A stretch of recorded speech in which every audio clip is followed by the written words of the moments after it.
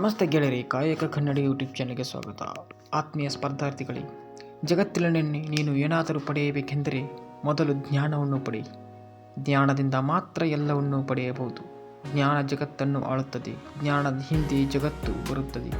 ಆದರೆ ಯಾವುದರ ಹಿಂದೆಯೂ ಜ್ಞಾನ ಬರುವುದಿಲ್ಲ.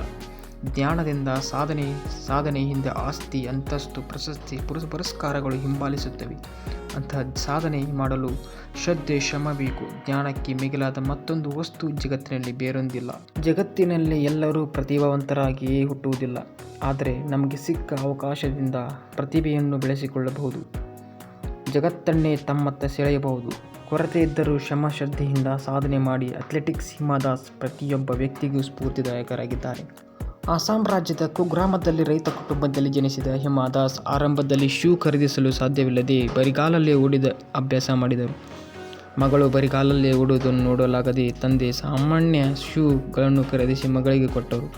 ತನ್ನ ಸಹಪಾಠಿಗಳು ಅಡಿಡಾಸ್ ಕಂಪನಿ ಬ್ರ್ಯಾಂಡ್ ಶೂ ಧರಿಸಿದರು. ಕಂಡ ಹಿಮಾ ದಾಸ್ ಪೆನ್ನಿನಲ್ಲೇ ತನ್ನ ಶೂಗಳಿಗೆ ಅಡಿಡಾಸ್ ಎಂದು ಬರೆದುಕೊಂಡು ಓಡಿದರು. ನಂತರ ಅವರು ಮಾಡಿದ ಸಾಧನೆ ಹತ್ತಾರು. 2018ರಲ್ಲಿ ವಿಶ್ವ ಜೂನಿಯರ್ ಅಥ್ಲೆಟಿಕ್ಸ್ ಕ್ರೀಡಾಕೂಟದಲ್ಲಿ ಭಾರತದ ಪರವಾಗಿ ಮೊದಲ ಚಿನ್ನದ ಪದಕ ಗೆದ್ದುಕೊಟ್ಟ ಅಥ್ಲೆಟಿಕ್ಸ್ ಎಂಬ ಕೀರ್ತಿಗೆ ಪಾತ್ರರಾಗಿದ್ದಾರೆ. ಸಾಧನೆ ಮಾಡಿದ ಹಿಮಾ ದಾಸ್ ಅವರನ್ನು ಸನ್ಮಾನಿಸಿ ಅಡಿಡಾಸ್ ಕಂಪನಿ ತನ್ನ ಶೂ ಮೇಲೆ ಹಿಮಾ ದಾಸ್ ಅವರ ಹೆಸರನ್ನು ಪ್ರಿಂಟ್ ಮಾಡಿಸುತ್ತಿದೆ. ಹಿಮಾ ದಾಸ್ ಅವರನ್ನು ಅಡಿಡಾಸ್ ಕಂಪನಿಯ ಬ್ರ್ಯಾಂಡ್ ರಾಯಭಾರಿಯಾಗಿ ನೇಮಕ ಮಾಡಿಕೊಂಡು ಕೋಟ್ಯಾಂತರ ರೂಪಾಯಿ ಸಂಭಾವನೆ ನೀಡುತ್ತಿದೆ. ಸಾಧನೆ ಅಂದರೆ ಇದಲ್ಲವೇ?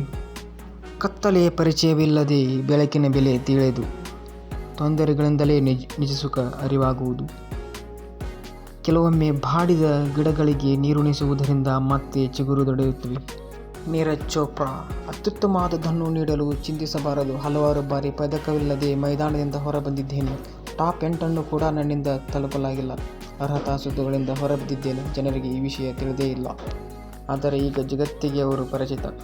ಸರ್ಕಾರಿ ಹುದ್ದೆ ಪಡೆಯಬೇಕೆಂದರೆ ಸಬ್ಜೆಕ್ಟ್ಗಳ ಡೆಪ್ತ್ ನಾಲೆಜ್ ಎಷ್ಟು ಮುಖ್ಯವೋ ನಿಮ್ಮ ಸುತ್ತಮುತ್ತಲು ನಡೆಯುವ ನೆಗೆಟಿವ್ಗಳನ್ನು ಮ್ಯಾನೇಜ್ ಮಾಡುವುದಷ್ಟೇ ಮುಖ್ಯ.